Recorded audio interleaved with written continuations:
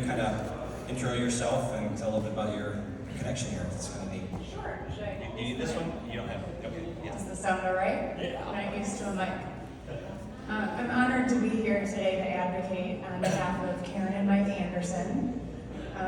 So thank you for the opportunity for that. A little bit about me. My name's Lori Lee, and my parents are Dan and Nancy Dickinson. They've been going to Long Grove Church since before I was born, so some of you might know them. And I know Mike and Karen because Karen was actually my camp counselor at Long Grove Church. And what I remember about her is that she always had mini chocolates in her pockets that she shared with the campers. And I remember that she was the counselor that didn't tell us to go to bed early, and she would let us keep the lights on and chatter. So are there any camp counselors in here, or past camp counselors from the church? Got at least two. Okay. So I'm here today to give you a brief overview of the world of kidney donation. My family was touched by organ donation in 2011. My dad had liver cancer, and the solution to fixing that was for him to get a liver transplant. It was a very emotional experience, but it was extremely positive, and he's fine today.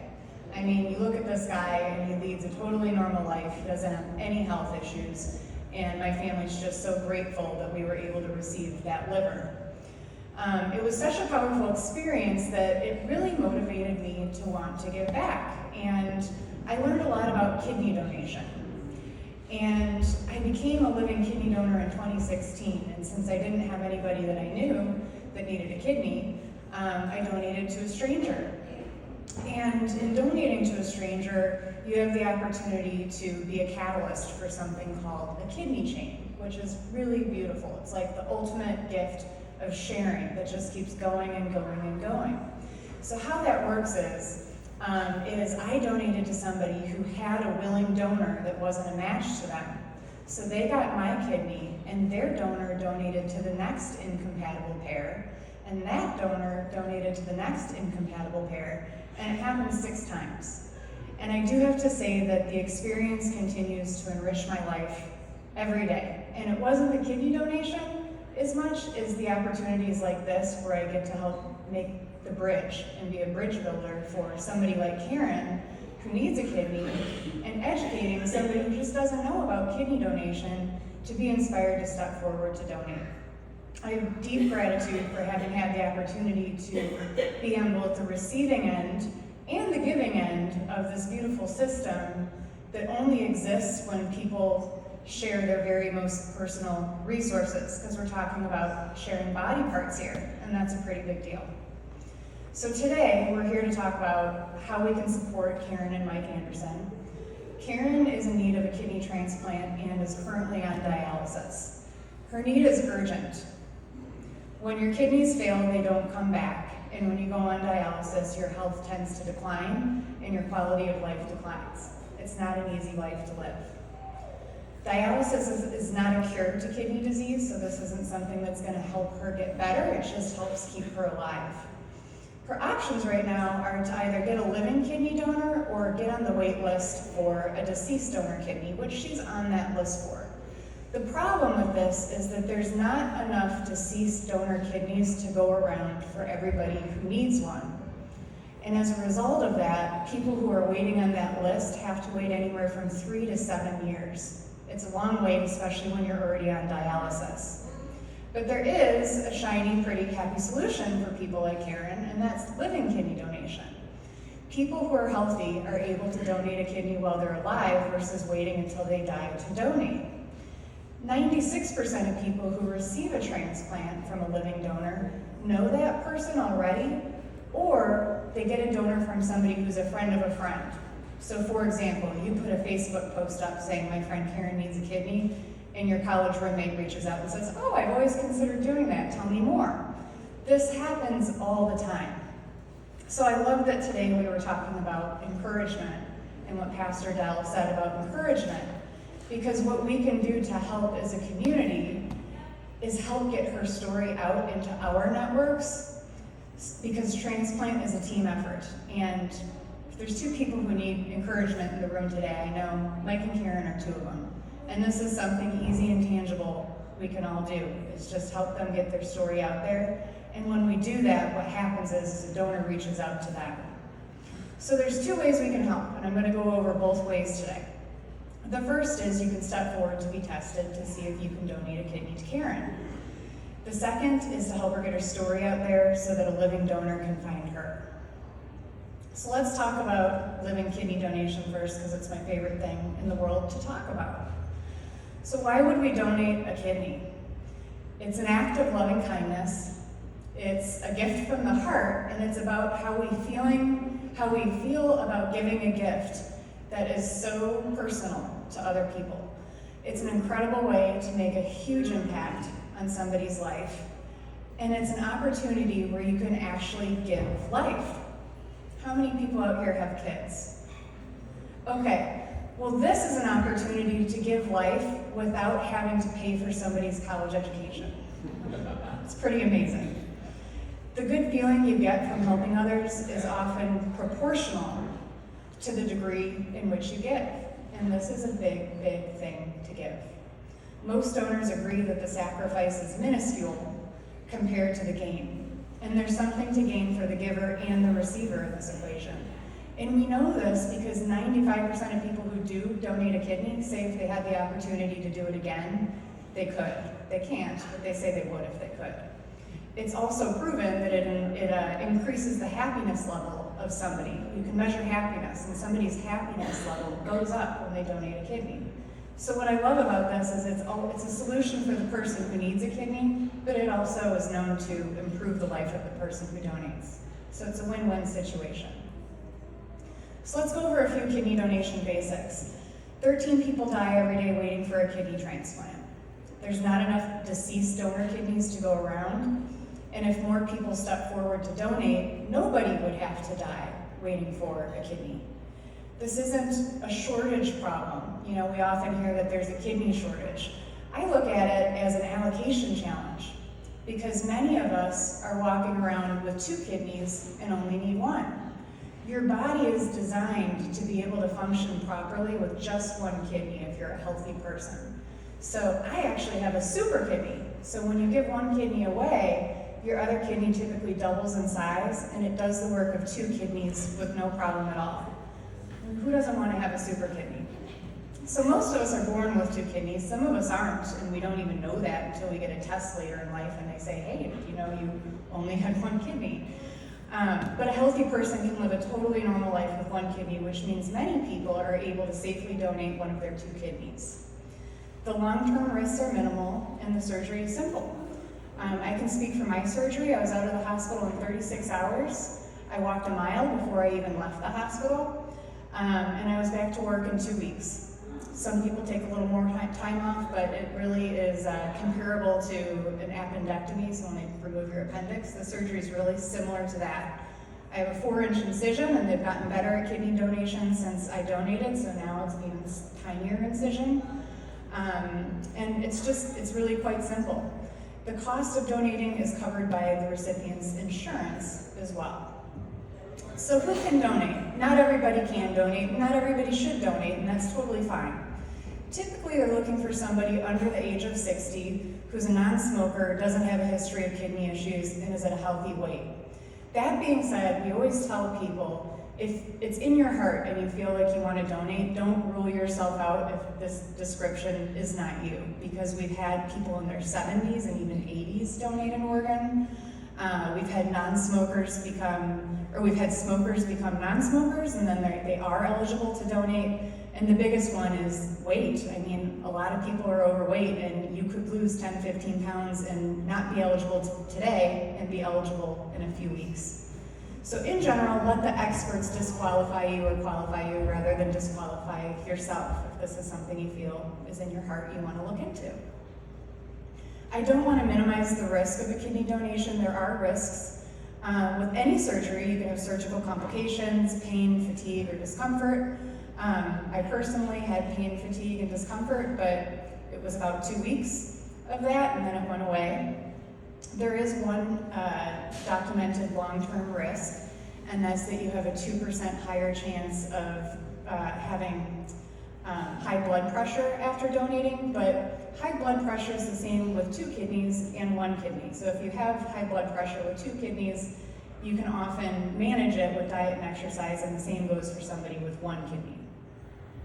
And then, the chance of death is 0.03%. It's practically immeasurable. That's actually a lower percent than giving birth. So it's more safe to donate a kidney than it is to give birth. So does blood type matter? You always hear these stories in the news where people talk about it was a miracle and it was, we were the perfect match. Blood type doesn't really matter in Karen's situation. Here's why. There's a few different ways that you can donate to Karen, and what we need for Karen is somebody who is willing and able, physically able to donate a kidney. Whether or not you're a match or have the same blood type doesn't matter at all. The first type of donation is called a direct donation. So this would be unlikely, but this would be a situation where you step forward and you say, I'm interested in donating my kidney. You get tested and they say, aha, you're a perfect match for Karen, and you're able to donate a kidney to her. That doesn't happen all that often though, because it is kind of difficult to find a match. But there's something called paired kidney exchange. Sometimes a donor will want to donate to a recipient, but they're not compatible or they're not a good match. When this happens, I believe it's a blessing in disguise because it gives a donor the ability to help more than one person. So for example, I told you when my donation helped 6 people. So in these cases, we can do something called a paired exchange, and this is what a paired exchange looks like. If the recipient from one pair is compatible with the donor from the other pair, and vice versa, the transplant center can arrange for a swap. So it's 2 simultaneous transplants taking place, and it allows the transplant recipients to both get living donor kidneys and the 2 donors to be able to donate, just not to the person that they wanted to donate their kidney to. So this is with 4 people, but if you can just picture, this can go on and on and on. I mean, it can happen with like 20 different people, where there's swapping going on between all different kidneys in all different states. It's a very exciting thing when this happens. Another thing you can do is, especially if it appeals to you for your donation to help more than one person, is do something called a standard voucher program. So it's possible to donate your kidney and get what's called a standard voucher. So you donate a kidney, and that kidney is directed to somebody who, like Karen, who needs a kidney very badly. And they're gonna make sure that they give that kidney to the person who's the best match, which is gonna ensure the longest possible longevity of your kidney in somebody else's body. Karen would then get a voucher, which entitles her to getting a living kidney donor from somebody else in that same pool of people. So if this appeals to you, or it appeals to you that your donation helps more than one person, this is a really amazing option to consider. Some of this is a little confusing, so if you do find that this is something you want to learn more about, we have some flyers up here, and it has my contact information. I'm happy to talk to anybody who has questions about the logistics of this. So where do we donate? Karen's a patient at Mayo Clinic in Minnesota, which is one of the best transplant centers in the whole country. She's in very good hands there. Mayo facilitates kidney exchanges through an organization called the National Kidney Registry. Because of this, it's possible for somebody to step forward and get tested to donate at a Chicago hospital and then donate in Chicago versus having to go all the way to Minnesota and get everything done there. I think this is important because I, for one, like to recover in my own bed with my dogs and, my husband making food for me there versus a hotel in another city. So again, if this is something you decide to do, I can walk you through how you can do this locally so that you can have a calm recovery in your own home. Another thing to consider when you're donating is that Karen's insurance would cover everything related to your donation. So in terms of medical, you don't have to worry about any of that. That being said, donors do find that there is a cost to donating, which really isn't right. If somebody wants to donate a kidney, they should be able to step forward, donate their kidney, and not have any cost to them. There's a program in place through the National Kidney Registry that helps with things like lost wages, travel and lodging expenses. Maybe you have 4 kids and you need childcare while you recover. By the way, people with little kids like to donate their kidneys, and I suspect that they just like the 4 days in the hospital with Netflix. But anyway, these are things that you shouldn't have to pay for, and this is another thing I can walk any potential donor through to ensure that you don't come out behind. It's extremely important. So if you did have it in your heart to step forward, your first step would be to complete an online health screening. The link to do this is on the brochures over here, so please take one before you leave. And this is kind of like a knockout test, so it basically weeds out the people who definitely aren't going to be able to donate. But if you are able to donate, the next thing that happens is an independent donor advocate will call and walk you through the testing process. Keep in mind that all of this happens behind the scenes and they're not going to be making Mike and Karen aware of it. Hospitals are very careful not to pressure anybody to feel like they have to donate. So you could go through this whole process and back out and nobody would ever know. Everything is kept confidential. After you talk to the donor advocate, you would go in for a day of evaluation. And during the evaluation day, they do every test on you under the sun. So Pastor Dell was talking about how the person who found out about the brain tumor. It's a perfect example of what happens with this all the time. We see people go through this testing process eager to donate, and then they find out that they in fact themselves have a major medical problem. So kind of a bonus when you go through this whole day of testing. And then a committee of people review all of your tests. And what's important about this is a hospital never wants somebody to step forward and donate if it's going to negatively impact their life in the future. So they take a team of people to make that decision to ensure that you're going to be safe. And then finally, there would be a pre-op visit if you are approved, and that committee approves you, and you would go through and donate. Most hospital stays are 24 to 48 hours for the donor, longer for the recipient. And like I said, they say, take 2 to 5 weeks off work. Most people I know are fine with 2. Some people do take a little bit longer. But I mean, it just really isn't that bad of a surgery at all. So if you're interested, a few things you can do. We have some flyers up here that have some frequently asked questions. It has the link to fill out the initial form, the health questionnaire.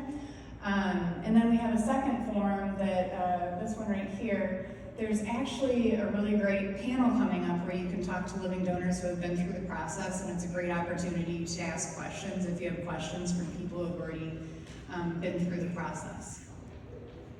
Other ways you can support Karen, like I said, kidney donation is not for everyone and it should not be for anyone, and nobody should ever feel pressured to donate a kidney.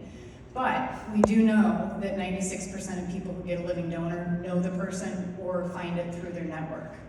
So what we can do, besides encourage these guys today, is we can like Karen's Facebook page. If you have it on your phone, you can find it right now. It's called Seeking a Kidney for Karen. There's also a link on the flyer up here. You can take that page, share it to your network, ask your network to like and share her page, and like and share the posts as we make posts to that page to raise awareness of her story. People want to help, and what I see over and over with kidney donation is that people are afraid to come forward. I mean, I think you're very brave for letting me come today and do this, and I know it wasn't easy for you, and I know that you guys are both givers and not takers, and I think givers in particular have a hard time accepting a gift this size. So we can be her advocates, and we can share, and we can get her story out there. And I do believe that if we do that, and we come together and encourage them and be there for them, that somebody will feel inspired and step forward to donate. So in summary, for somebody in kidney failure, their best option is to find a living kidney donor. Donating a kidney is an amazing way you can love your neighbor and make a huge impact on somebody's life. It's a way of giving that I guarantee will change your life, and it'll change the way that you think about giving and receiving. The recipient's insurance covers the cost of donating a kidney, and there are many resources available to you so that you do not incur any costs yourself. And we'd like to please have you consider supporting Karen and Mike by either stepping forward to be tested to donate or by helping share her story to your network. Thank you. Any questions? Mike, would you like to say a few words?